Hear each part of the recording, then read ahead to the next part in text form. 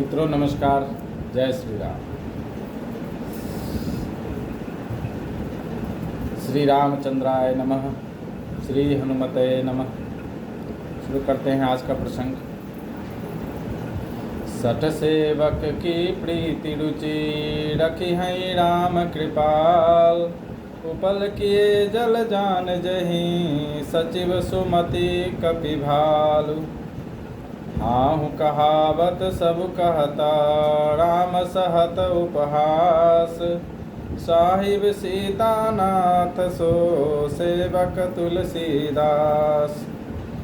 अति बड़ी मोड़ी डिठाई खोड़ी सुनी अध नर कहूँ नाक सुकोड़ी। समुझ सहम मोहि अप डर अपने सो सुधि राम कीन नहीं सपने।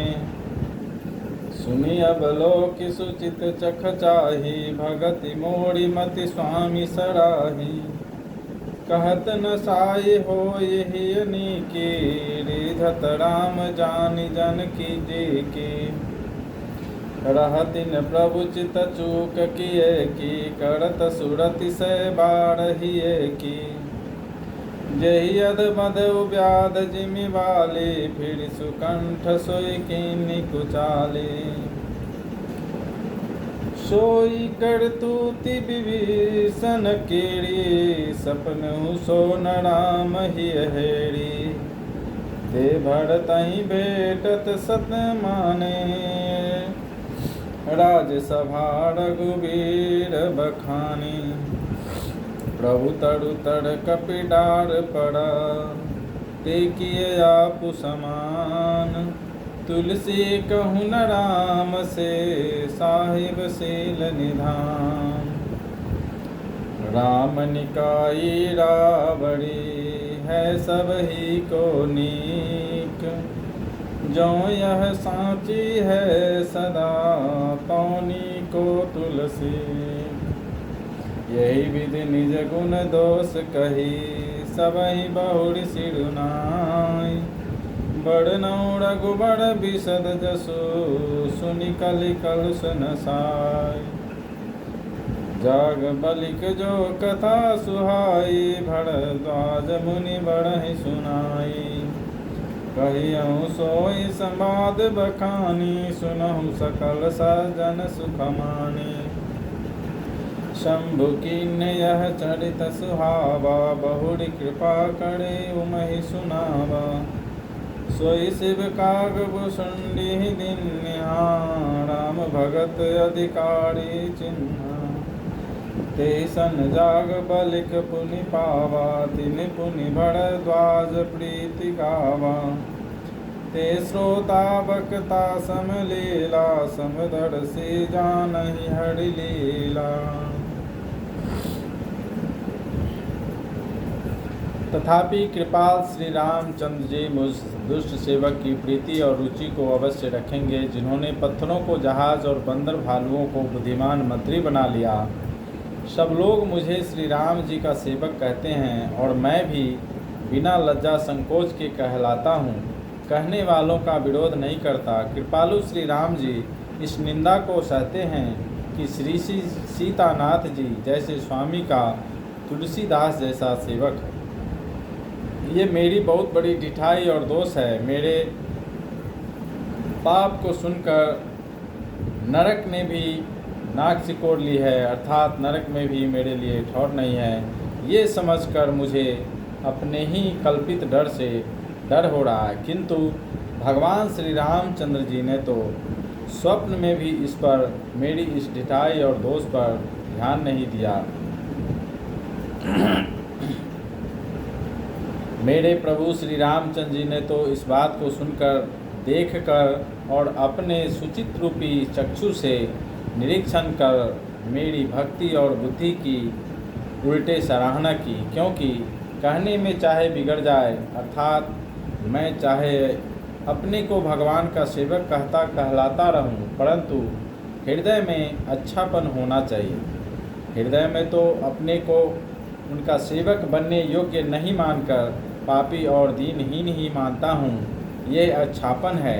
श्री रामचंद्र जी भी दास के हृदय की अच्छी स्थिति जानकर रीझ जाते हैं। प्रभु के चित्त में अपने भक्तों की हुई भूल चूक याद नहीं रहती, वे उसे भूल जाते हैं और उनके हृदय की अच्छाई नेकी को 100 बार याद करते रहते हैं। जिस पाप के कारण उन्होंने बाली को व्याध की तरह मारा था, वैसा ही कुचाल फिर सुग्रीव ने चली।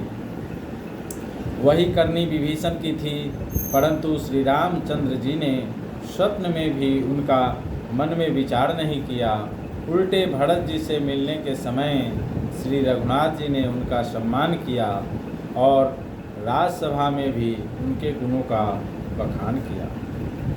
प्रभु श्री रामचंद्र जी तो वृक्ष के नीचे और बंदर डाली पर, अर्थात कहाँ मर्यादा पुरुषोत्तम सच्चिदानंद परमात्मा श्री राम जी और कहाँ पेड़ों की शाखाओं पर कूदने वाले बंदर, परंतु ऐसे बंदरों को भी उन्होंने अपने समान बना लिया। तुलसीदास जी कहते हैं कि श्री रामचंद्र जी सरीखे शील निधान स्वामी कहीं भी नहीं है। हे श्री राम जी, आपकी अच्छाई से सभी का भला है, अर्थात आपका कल्याणमय स्वभाव सभी का कल्याण करने वाला है। यदि यह बात सच है तो तुलसीदास का भी सदा कल्याण ही होगा। इस प्रकार अपने गुण दोषों को कहकर और सबको फिर सिर नवाकर मैं श्री रघुनाथ जी का निर्मल यश वर्णन करता हूँ, जिसके सुनने से कलयुग के पाप नष्ट हो जाते हैं। मुनि याज्ञवल्क्य जी जो सुहावनी कथा मुनि श्रेष्ठ भारद्वाज जी को सुनाई थी, उसी संवाद को मैं बखान कर कहूँगा। सब सज्जन सुख का अनुभव करते हुए उसे सुने। शिव जी ने पहले इस सुहावने चरित्र को रचा, फिर कृपा करके पार्वती जी को सुनाया। वही चरित्र शिव जी ने काकभुसुंडी जी को राम भक्त और अधिकारी पहचान कर दिया। उन काकभुसुंडी जी से फिर याज्ञवल्क्य जी ने पाया और उन्होंने फिर उसे भारद्वाज जी को गाकर सुनाया। वे दोनों वक्ता और श्रोता याज्ञवल्क्य और भारद्वाज समान शील वाले और समदर्शी हैं और श्री हरि की लीला को जानते हैं। अब यहाँ से कथा प्रारंभ होती है। जैसे हम